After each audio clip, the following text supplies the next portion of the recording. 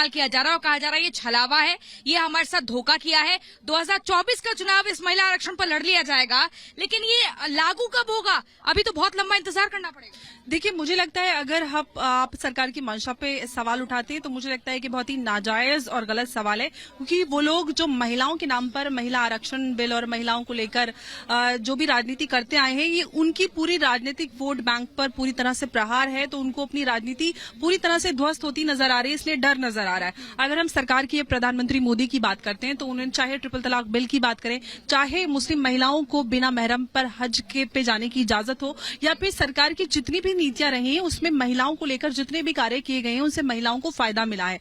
लेकिन जब हम महिला आरक्षण की बात करते हैं तो जब ट्रिपल तलाक पे हम लोग काम करते थे तो कांग्रेस हो या जितनी भी विपक्षी पार्टियां हैं वो ये बात कहती थी कि अगर बीजेपी इतनी महिला हितैषी है तो वो एक बार महिला आरक्षण बिल ले आए, जबकि हम इसी का जवाब दे देते हैं। देखिए, हमेशा अनामिका आपके माइक में थोड़ी आवाज नहीं आ रही है। अनामिका आपके माइक में देर से ऑफ कैमरा भी बहुत सारी बातें कह रहे थे इस बिल को लेकर। सोनिया गांधी ने भी बातें कही है, निशिकांत दोनों में भी बात कही बहुत सारी।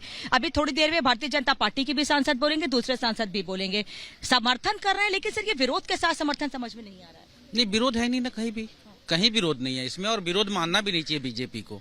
सबका समर्थन है। हम तो ये चाह रहे हैं, बीजेपी विरोध कर रही है, हम तो चाह रहे हैं जल्दी लगाओ, अभी चालू करो, इसको लागू कर दो 2024 में।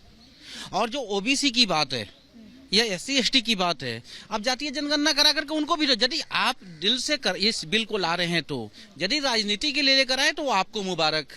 फिर हम जिस दिन सत्ता में आएंगे हम महिलाओं को आरक्षण देने का काम करेंगे, अलग अलग आरक्षण मिलेगा। यहाँ पर एक सवाल ये तो क्या छलावा है ना, ये लाए ना। मैं तो कह रहा कि वोट बैंक पर प्रहार हो रहा है, क्या इसलिए बुरा लग रहा है कि आपका एक वोट बैंक है वो कहीं ना कहीं फिसल जाएगा, क्योंकि आपकी तरफ से बार बार दशकों पहले जो बात होती है कि हमने प्रेजेंट किया था, तभी वोट बैंक के प्रेशर में तो तब भी नहीं करवा पाए थे, क्योंकि जो आपके साथी दल थे उनको ये बात मंजूर नहीं थी कि ओबीसी जब तक आरक्षण नहीं मिलेगा तब तक ये बिल पास नहीं होगा। आपको मंजूर है, आपने एक्सेप्ट, ओबीसी को दे रही है क्या? आप ओबीसी को दे, अच्छा, आप मैं जातियों में बांट दिया, उस वक्त फिर जातियों में बटे हुए, ठीक है? नहीं, ये गलत पॉलिसी है। नहीं, आप महिलाओं को भी जातियों में बांटिए, हर जगह आप बांटने की राजनीति करते हैं। अच्छा ठीक है, हम बांट रहे हैं, आप जोड़ रही है ना, अब जोड़िए। तो बताइए, उत्तर प्रदेश, इसका जवाब पूरा करिए रामिका, उसके बाद आलोक वसी के पास चलेंगे। बोलिए फिर आलोक कुमार जी के पास। नहीं, मैं ये कह रहा चाह रहा हूँ कि उत्तर प्रदेश आपके शासन में से सबसे बड़ा प्रदेश है। अब तक उत्तर प्रदेश में 80 से बात करें तो अब तक 14 या 15 आपके प्रदेश अध्यक्ष हुए हैं। एक महिला अध्यक्ष का नाम बताइए। आप जितने भी राज्यों में आपकी पार्टियां हैं, जरा किसी महिला अध्यक्ष का नाम बताइए।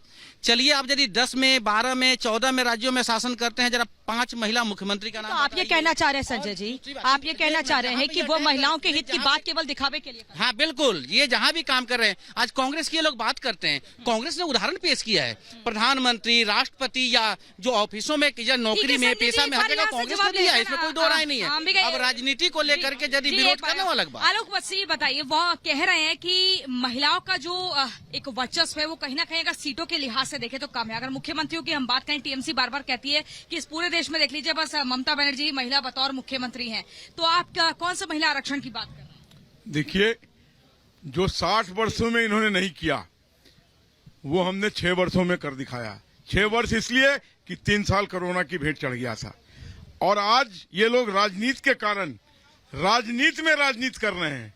जब हमने आरक्षण बिल ले आ दिया तो बजाय कि हमें शाबाशी देने के, हमारे पीठ थपथपाने के, ये उसमें आरक्षण, ओबीसी, शेड्यूल कास्ट, अरे उसके प्रावधान है।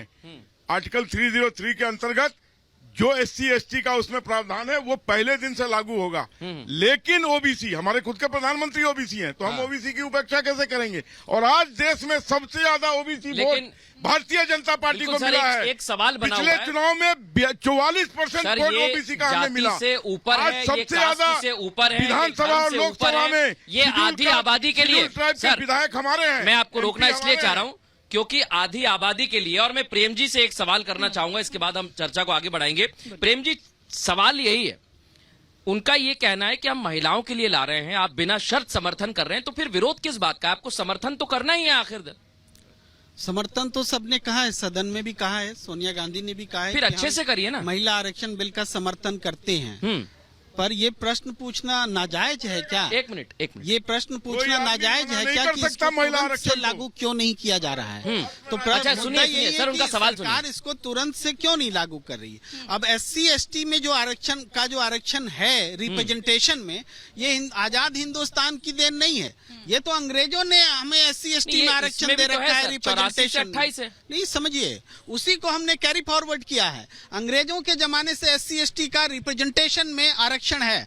हमने OBC को आरक्षण की डिमांड की है। आजाद हिंदुस्तान में ये बड़ा क्रांतिकारी कौन मना कदम कर उठा रहा है? दीजिए। सर ये नहीं हमने लग रहा है मना कि कब अभी एक किया है कि शुरुआत हुई OBC को है? नहीं देंगे आरक्षण? नहीं तो अभी एक शुरुआत हुई है, आपको नहीं लग रहा है कि अभी एक शुरुआत हुई है? धीरे धीरे सरकार कह रही है हम महीने विचार के बाद ही बच्चा पैदा होगा। एक ठीक दिन है, में कितना भी हम ये भी मेहनत कर लीजिए, नहीं होगा बच्चा पैदा। आप ये कह दें कि ये देरी इसलिए हो रही है क्योंकि हम